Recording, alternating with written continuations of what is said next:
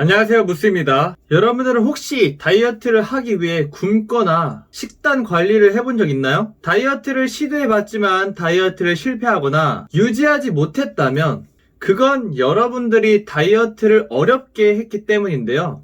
오늘 알려드릴 내용 끝까지 보시면 다이어트 어렵지 않게 성공하는 방법을 알려드리겠습니다. 영상 끝까지 보세요.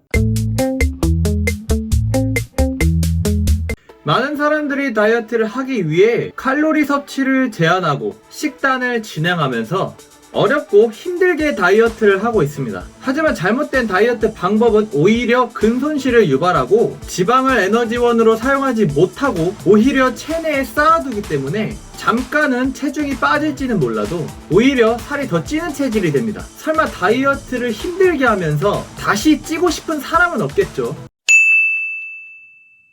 다이어트를 좀 해본 사람이라면 기초 대사량 정도는 알고 있을 텐데요. 기초 대사량은 우리가 아무리 활동을 하지 않아도 발생하는 기본 칼로리입니다.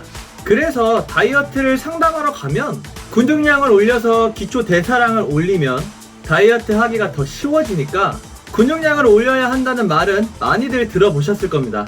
하지만 우리가 실제로 근육량을 올려도 기초 대사량이 드라마틱하게 증가하지는 않기 때문에 체지방을 태우고 싶다면 기초 대사량이 아니라 운동 대사량을 늘려야 합니다. 다이어트란 돈을 벌고 쓰고 저금하는 거랑 똑같습니다. 우리가 실제로 사 먹지 않아도 나가는 비용이 핸드폰비, 교통비, 건강보험료 등등 기본 생활비가 50만원씩 나간다고 생각을 해볼게요. 이 기본 생활비를 기초 대사량이라고 생각하고, 하지만 기본 생활비 말고도 실생활비로 밥도 사 먹고 옷도 사 먹고 놀러도 가야 되겠죠. 이 금액도 50만원 정도가 필요하다고 생각해 볼게요. 그렇다면 100만원 정도 돈을 벌어야 생활을 할 수가 있겠죠. 이렇게 기본적으로 유지에 필요한 비용, 월급을 유지 대사량이라고 생각하시면 됩니다. 자, 그런데 이번 달에 신상 옷이 너무 예쁜 게 나와서 추가 지출을 하게 된다면 어떻게 해야 할까요? 이런 추가 지출을 칼로리 과잉 섭취라고 생각해 볼게요. 신용카드로 결제한 다음 달로 넘기면 될까요? 하지만 이렇게 신용카드를 사용하다 보면 갚아야 할 돈은 점점 쌓이게 되고 결국 자신의 기본 급여로 감당하지 못하고 결국에는 빚이 쌓이게 되겠죠. 이러한 빚이 쌓이는 걸 초과 칼로리라고 생각을 해볼게요. 빚이 100만원 정도 쌓였다고 생각을 해보면 실생활비를 줄이면서 100만원을 갚으려면 불편하고 힘들겠죠. 마치 식단 관리하는 것처럼 힘들 겁니다. 자, 하지만 유흥비를 줄이지 않고 100만원을 갚는 방법이 있습니다. 그건 더 열심히 일을 해서 인센티브도 받고 진급도 해서 기본 급여보다 더 많이 벌면 됩니다.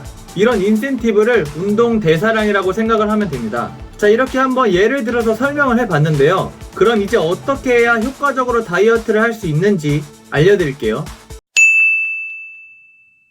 자, 여기 평균 남성, 여성 기초 대사량이 있습니다. 평소에 서서 일하거나 활동량이 많다면 400에서 500칼로리 정도 사용하고, 앉아서 일하거나 활동량이 적다면 200에서 400칼로리 정도 활동 대사량이 생기게 됩니다. 이렇게 하루에 무조건 발생하는 칼로리를 기초 대사량과 활동 대사량을 합쳐서 유지 대사량이라고 하는데요. 남성 기준 활동량이 많은 사람 기준으로 2000에서 2200칼로리 정도 소모하고, 여성 기준 활동량이 많은 사람은 1500에서 1700칼로리 정도를 소모합니다. 자, 그럼 남성 기준 활동량이 적은 사람은 1800에서 2000칼로리 정도 소모하고, 여성 기준 활동량이 적은 사람은 1300에서 1500칼로리 정도 소모합니다. 자, 그럼 다이어트를 진행한다면 이 정도 유지 칼로리만큼은 꼭 섭취를 해야 효과적으로 지방을 사용하면서 다이어트를 할 수 있습니다. 이것보다 적게 먹는 다이어트는 우리 몸에서는 비상사태를 만들기 때문에 지방을 사용하기보다는 더욱 저장하려고 합니다. 물론 단기적으로 유지 대사량보다 적게 먹으면 당장은 초과 칼로리가 발생하는 거기 때문에 일시적으로 체지방 감량이나 체중 감량은 할 수 있지만, 이런 다이어트는 근손실도 같이 오기 때문에 체중은 빠져도 원하는 결과는 나오지 않을 수가 있습니다. 때문에 운동을 통한 운동 대사량을 늘려서 효과적으로 초과 칼로리를 만들어야 성공적인 다이어트를 할 수 있습니다. 자, 이번 영상은 다이어트를 할 때 어느 정도 칼로리를 섭취해야 효과적으로 다이어트를 할 수 있는지 최대한 쉽게 설명해 봤는데요. 다음 영상은 실제로 체지방을 빼기 위해서 어떻게 계획을 해야 하는지에 대해서 정리를 해보려고 합니다. 자, 그럼 다음 영상도 꼭 봐주세요. 무바